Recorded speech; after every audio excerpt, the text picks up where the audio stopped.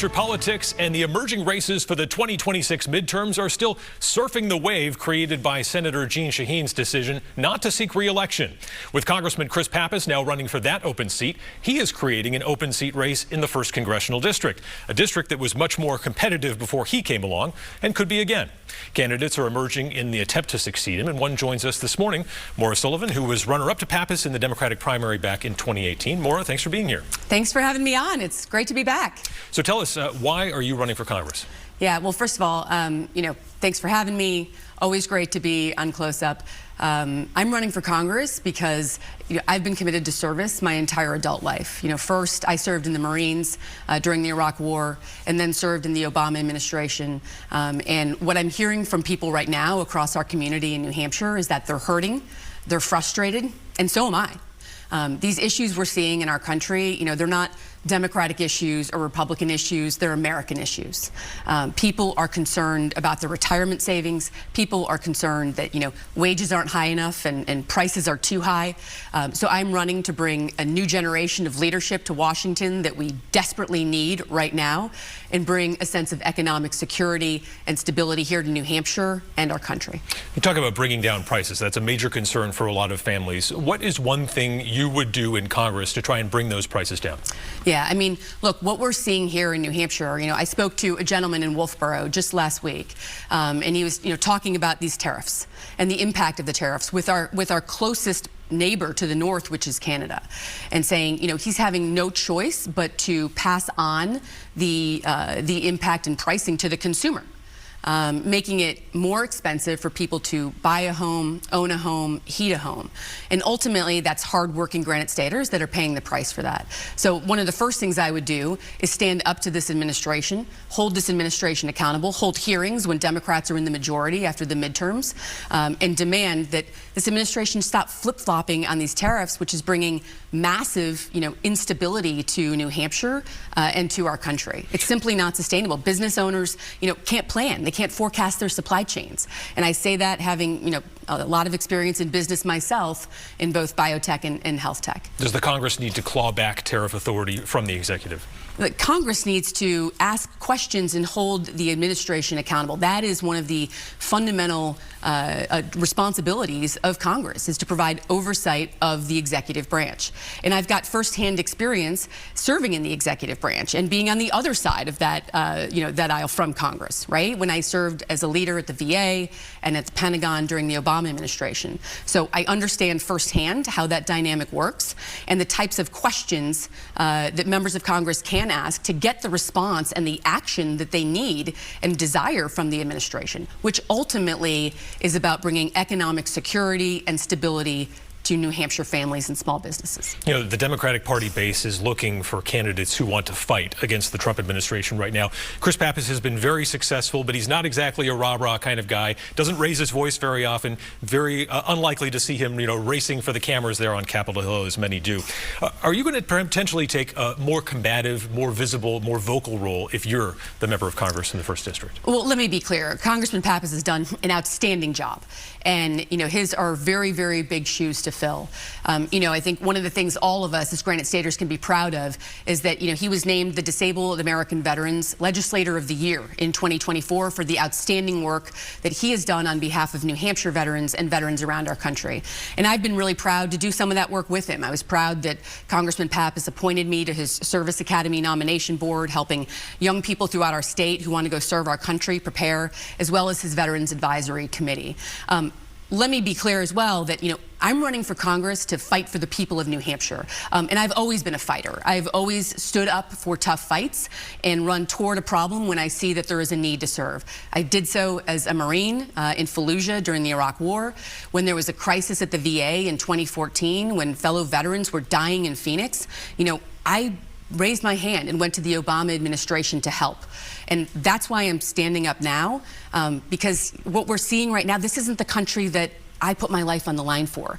This is not the promise of America. These are not our American values. And so I'm going to fight with every ounce of fight that I've got in me for the people in New Hampshire every single day. You're a Marine Corps veteran and a Democrat. Might be kind of an endangered species these days. Why is your party losing so much ground among military service members? Well, first of all, I'm very proud to be a Democrat. But let me be clear, Democratic Party, we need new leadership. We lost our way in 2024. We got it wrong, and we were not talking about the right issues and not talking to voters and in touch with what was mattering to voters, which is, wages not being high enough, costs are too high, people being worried about Social Security, Medicare, Medicaid, veterans benefits, these promises of America. And, people saying like, you guys aren't focused on economic innovation. Those are the things that we need to be focused on. That's absolutely what I'm focused on. The Democratic Party needs new leadership. I'm running to be one of those leaders. I'm also really proud that, when I'm elected, I will be the first female Marine elected to Congress in this country. It's only fitting, of course, that the first female Marine be elected from New Hampshire, as we have such a strong and proud tradition here, sending the first woman in our country to be both a governor and a U.S. Senator in Jeanne Shaheen, and the second woman in our country to be both a governor and a U.S. Senator in Maggie Hassan. So I'm really, really proud to be hopefully carrying on the tradition by being the first female Marine elected to the United States Congress. One can argue that border security was another issue that Democrats got wrong in 2024. The Supreme Court has just said the Trump administration must return a man it mistakenly sent to an El Salvadorian prison as an illegal immigrant. The administration has said these are all very dangerous gang members. Even with due process, do you think it's appropriate to send illegal immigrants to a foreign prison? Well, let me be clear. I've spent a lot of my career in national security, first as a Marine during the Iraq War, and then as a senior Pentagon official during the Obama administration. So I am always going to be about having security for, Granite Staters and the people of our country. In fact, I think one of the premier functions of government is to ensure the safety and security of its people, period. So I'm always going to be for strong and secure borders, for prosecuting violent criminals. But we need to work very closely and very diligently on bipartisan legislation to fix our broken immigration system and treat our citizens, our fellow citizens, with the constitutional rights that they have. Do you think that the administration should bring back all of these individuals, not just the ones sent there mistakenly? I think that the administration needs to be held accountable, and I think there needs to be a bipartisan approach, which I look forward and working toward, to have, fix the broken immigration system and stand up for our citizens, but prosecute violent criminals and keep our borders safe and secure, and that's what I'm going to be focused on. In Washington, would you vote, as Chris Pappas did, against legislation to ensure that girls' sports are for girls only, excluding transgender individuals? Yeah, as a parent, these issues are very, very personal to me, as I think they are to all parents. I don't know a parent, in New Hampshire or frankly across our country that does not want for their kid to be in an environment where they're safe, happy, healthy, and secure. And I think that, as parents, we need to work with teachers and administrators and community leaders to determine how we create that environment for all of our kids, because that's what our kids deserve, and that's what I'm going to be focused on. How would you vote on the legislation, though? As I said, I'm going to be focused on making sure that all children have the ability to be in an environment that is safe and secure and happy and where they're able to thrive. As a parent, that's really important to me. That's what I hear from parents, fellow moms in my book club on the Seacoast, and parents throughout the district, and parents that, fellow military friends around the country. That's what we need to be focused on. And, there's too much sort of divisive rhetoric right now. To be clear, the Republican legislation with which you're referring to does not attempt to do that. And we need to have solutions that ensure that all of our kids have the chance to feel safe, secure, and thrive. Should women and girls have the right to say no to having someone who is biologically male in their personal spaces like locker rooms and bathrooms? I think this is a challenging topic. I think that we need to have a lot more conversations about it.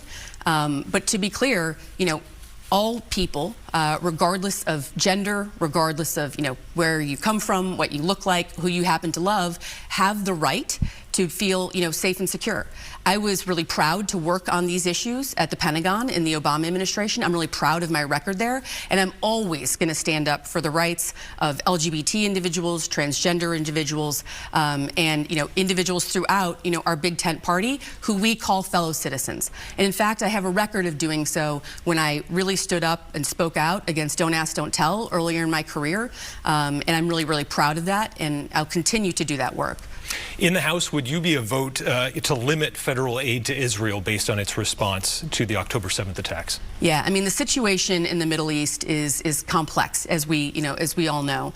One of the most important thing that I'm focused on right now is bringing the hostages home and solving for peace in the region. It's very, very clear that Donald Trump is just out of touch with reality in the region. I mean, he actually thought about putting a resort. I think he was joking about putting a Mar-a-Lago-esque resort in Gaza. Clearly, that's delusional. And does not take into account the 2 million Palestinian people that live there. We need to get to a place where there's peace in the region, security and stability. That cannot happen until Hamas is eradicated, to have a long-term sustainable peace. But in the near term, I was very encouraged to see the Biden administration toward the end of the administration working hand in hand with the Trump administration to get the most recent hostage deal and ceasefire done. We need to build upon those efforts to make sure we can bring about peace, and I'm going to be focused on that. So Congress should not be constraining Israel in any way? I think Congress needs to be focused on bringing peace and security and stability to the region. Israel is an incredibly important ally to the U.S., and I'm always going to protect the interests of our important ally in the region. All right, Maura Sullivan, thanks for joining us on Close Up. We'll see you back here, I'm sure, quite a few times in the months ahead. Thank you. Appreciate you having me. Thank you.